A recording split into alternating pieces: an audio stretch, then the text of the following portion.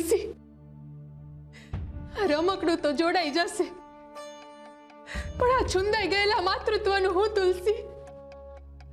અરે રમકડામાં પડેલી તિરાડ તો પૂરાઈ જાય, પણ આ મનની પીડાનું હું તુલસી?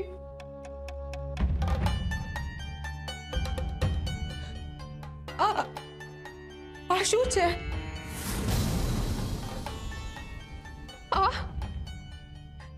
આ મારા કડવા વેણની સજા છે તુલસી. આજ સુધી મેં બહુ કડવા વેણ ઉચ્ચાર્યા છે, ને હવે મારા આ વેણના લીધે બીજા કોઈની લાગણીઓનો અંતિમ સંસ્કાર થઈ જાય એ પહેલા તુલસી લે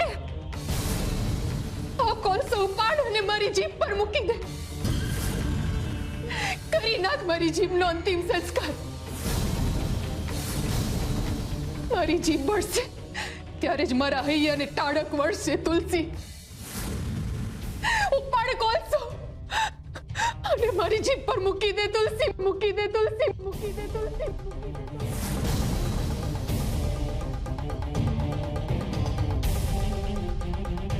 હું વિચારી રહી છે તુલસી? અરે મારા એકના એક ભત્રીજા ગોવિંદના જીવતરનો દીવો બુજાઈ ગયો છે.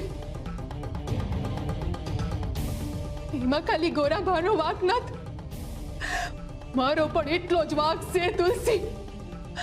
હા, મારા કડવા વેણના લીધે તારું જીવતર વેર વિખેર થઈ ગયું છે, અને તારા પાલવ પરથી મમતાના ભરતને વીખી નાખ્યું છે. લોકો સાચું જ કહેશે કે આ મીઠીની જીભ બહુ કડવી છે, અને મેં માની લીધું કે બધા સાચું જ કહેશે. અમારી કડવી જીભના લીધે આજે તમે લોકો દુઃખ ભોગવી રહ્યા છો, અને આ ગોરાબા ભક્તિના આડા રસ્તે જતા રહ્યા છે, અને એક વંઠેલ બે જવાબદાર ભક્ત થઈ ગયા છે. મારે ગોરાબાની ભક્તિ પર રોક લગાવવાનો હતો. મેં પ્રયત્ન બહુ કર્યા, પણ મારી રીત ખોટી હતી. જો મેં એમને વારંવાર એક માની જેમ હૂંફ અને પ્રેમ આપીને એમનું હિત અને અહિત સમજાવ્યો હોત ને, તો આજે સાચા માર્ગે આવી ગયા હોત તુલસી. ને આજે તારી પાસે રમકડું નહીં, એ રમનાર બાળક હોત તુલસી. અને તારા પેટનો જણ્યો આ ગોરાબાના પગની નીચે ખૂંદાઈ ન ગયો હોત. લે તુલસી, આ કોલસો ઉપાડ અને મૂકી દે મારી જીભ પર. કરી દે મને હંમેશા માટે મૂંગી, મુક્ત કરી દે મને આ પીડામાંથી. લે તુલસી, ઉપાડ કોલસો, ઉપાડ.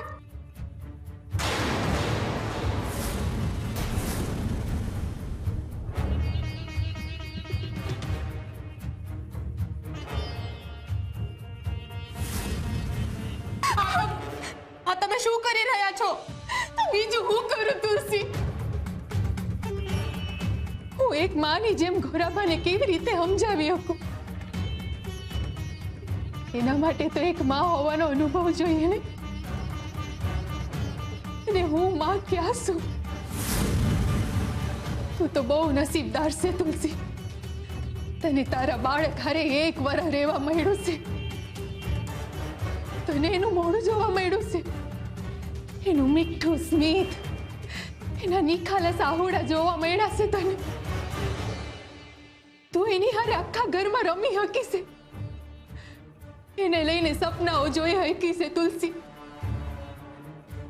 અને મારું બાળક તો મારા પેટમાં જ મરી ગયું તું. પછી મારી અંદર ક્યાંથી ફૂટે માતૃત્વ? ક્યાંથી લાવો હું મમતા?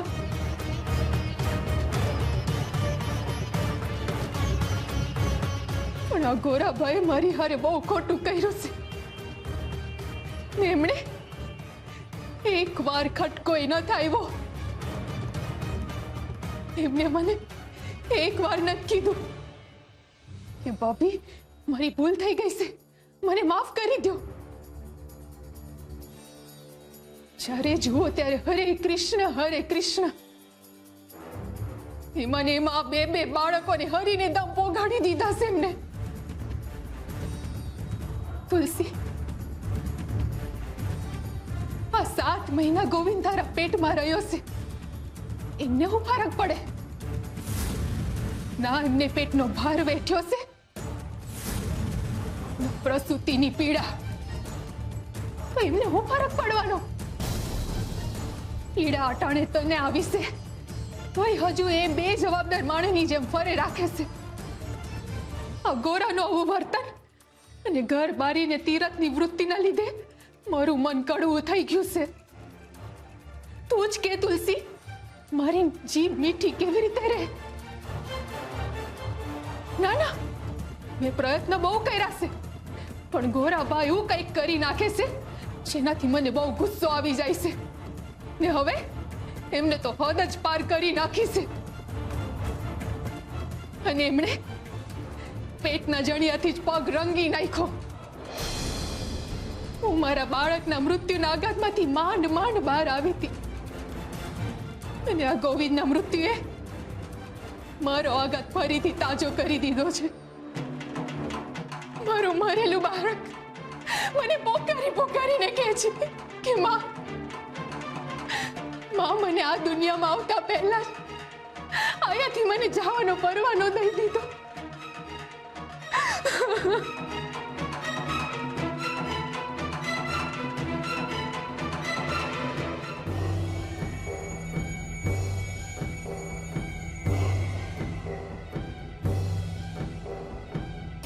તુલસી, મારું બાળક હવે ન્યાય માંગે છે. શું તારી અંદરની માને આ ગોવિંદના મૃત્યુને ન્યાય અપાવવાની ભૂખ નથી? શું ગોવિંદનું મૃત્યુ એના ખૂનીને સજા અપાવવા માટે આગ નથી પ્રગટાવતો? કે પછી તારા માટે ગોવિંદનું કઈ મહત્વ જ નહોતું? અરે બે બાળકોનું ખૂન કર્યું છે આ ગોરાબાએ. તું સજા અપાવે નહીં એમને? હું અત્યારે જ મહારાજ પાસે જઈને મારા બાળક અને ગોવિંદનું ખૂન કરનાર ગોરાબા વિરુદ્ધ ફરિયાદ કરવા માંગુ છું.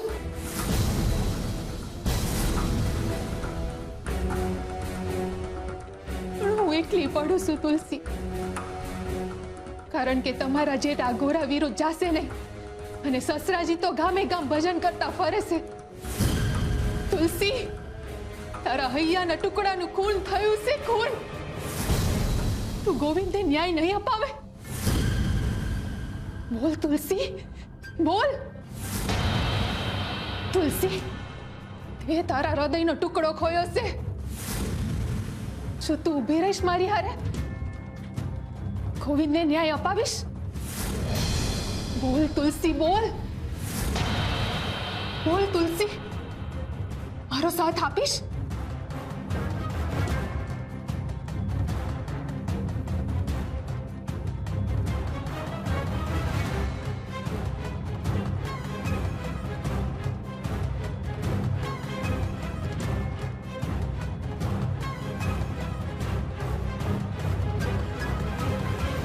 હું અપાવીશ એને એનો હક. મળશે મારા ગોવિંદને સાચો ન્યાય. હું મારા ગોવિંદને ન્યાય અપાવવા માટે કંઈ પણ કરીશ. હું ફરિયાદ કરીશ મહારાજને.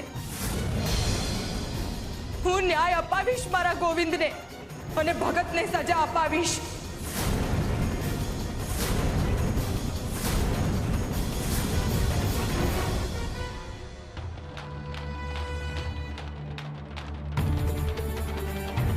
તુલસી ઊભી રહે, હું પણ આવું છું.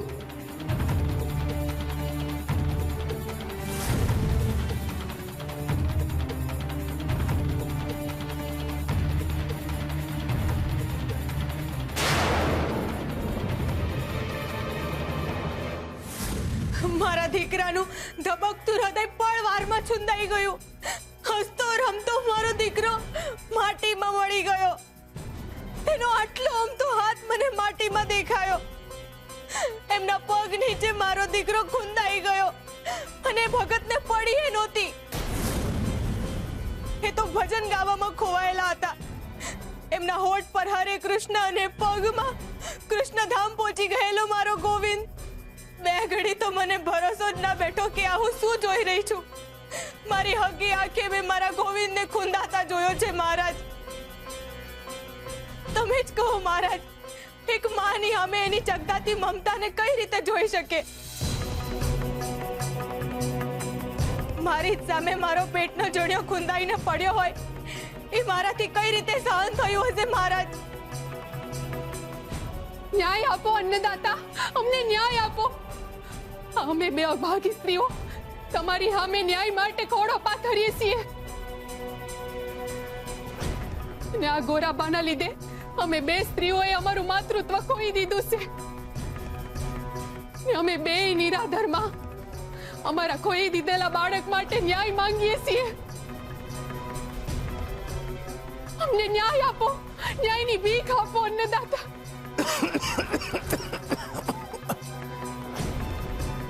તમારી વાત સાચી છે. જે ગોરાએ કર્યું એ. ઉભા રહો પિતાશ્રી. ના માતા, તમે રડશો નહીં. ન્યાય માટે પણ ભીખ માંગવી પડે એટલો નબળો નથી આ ગામનો રાજા. આ દરબારમાં ન્યાય માંગવા માટે કોઈને પણ લડવું કે રડવું નહીં પડે. હું ન્યાય માટે લડી શકું છું. આ દરબારમાં નિર્દોષને ન્યાય મળશે અને ગુનેગારને સજા મળશે. સિપાહીઓ, જાઓ જાઓ અને હત્યારા ગોરાને લઈને આવો. આજે ગોરાનો ન્યાય હું કરીશ.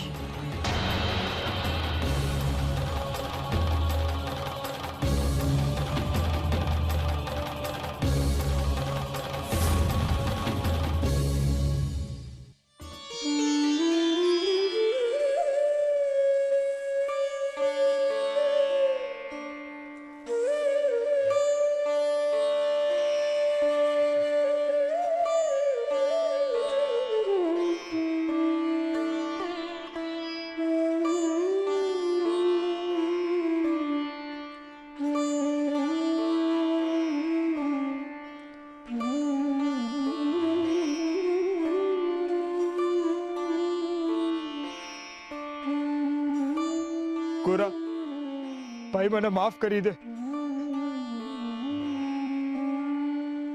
બધું પૂરું થઈ ગયું ને હું કાંઈ ના કરી હઈકો.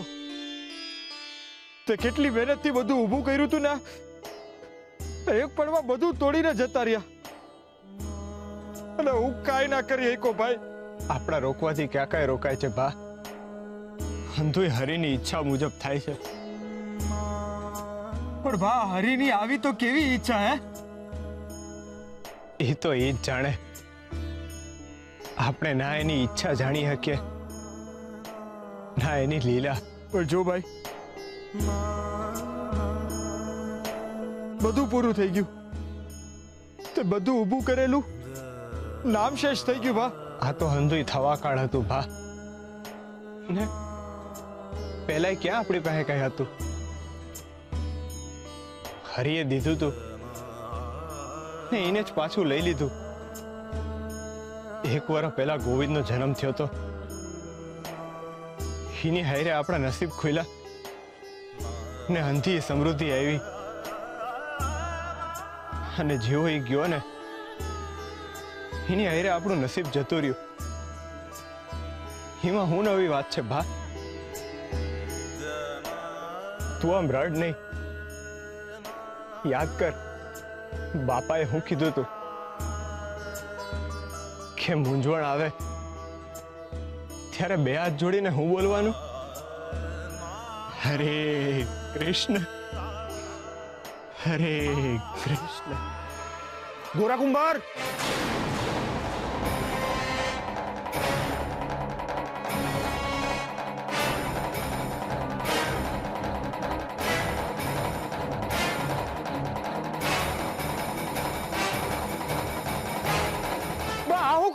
યુવરાજ શક્તિસિંહના આદેશનું પાલન. કેવો આદેશ? ગોરા કુંભારે એના બાળકનું ખૂન કર્યું છે. એટલે યુવરાજ શક્તિસિંહ આદેશ આપ્યો છે ગોરા કુંભારની ધરપકડ કરો અને રાજ દરબારમાં હાજર કરો.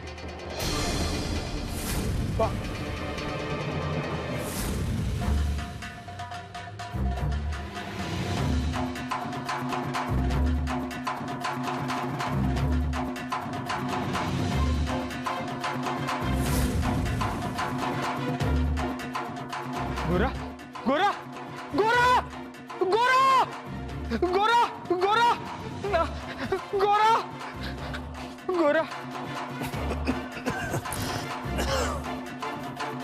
ગોરા કુંભાર, તારા પર હત્યાનો આરોપ છે. તે તારા 1 વર્ષના બાળકને નિષ્ઠુરતાપૂર્વક કઠણ કાળજે ખૂંદી નાખ્યો. ઉપરાંત તારી સગી ભાભીના પેટમાં જે બાળક મરી ગયું એનો જવાબદાર પણ તું જ હતો.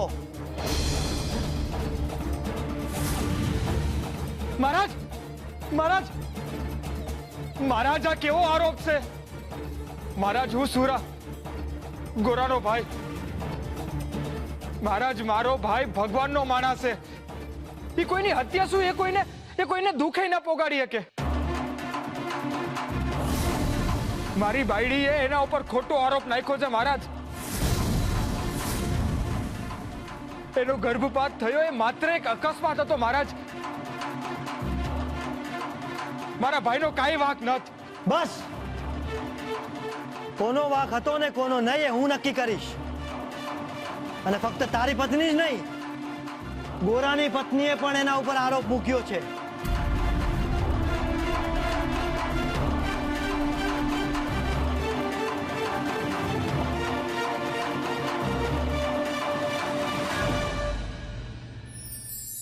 વારસો. મા બાપ પોતાના બાળકને આ સંસારમાં તો લાવે જ છે, પરંતુ પોતે આ સંસારમાંથી વિદાય લેતા પહેલા બાળકોને પોતાનો અમૂલ્ય વારસો આપતા જાય છે. મોટે ભાગે મનુષ્ય વારસાનો અર્થ કાઢે છે સંપત્તિ, ધન, વૈભવ, જેથી એમના સંતાનો પોતાનું જીવન સુખરૂપ જીવી શકે. પરંતુ સંપત્તિ ક્યારેય સુખનો માર્ગ નથી બની શકતી. એટલે જ જો ખરા અર્થમાં મા બાપે પોતાના બાળકોને કંઈ આપીને જવું હોય તો એમને સાચી શિખામણ અને સારા સંસ્કાર આપવાની જરૂર હોય છે. કારણ કે શિખામણ અને સંસ્કાર જ મનુષ્યને સુખ આપી શકે છે, જીવનમાં આગળ વધવાની પ્રેરણા આપી શકે છે. અને એટલે જ વારસો એવો આપવો જે વર્ષો સુધી હૃદયમાં વસી રહે.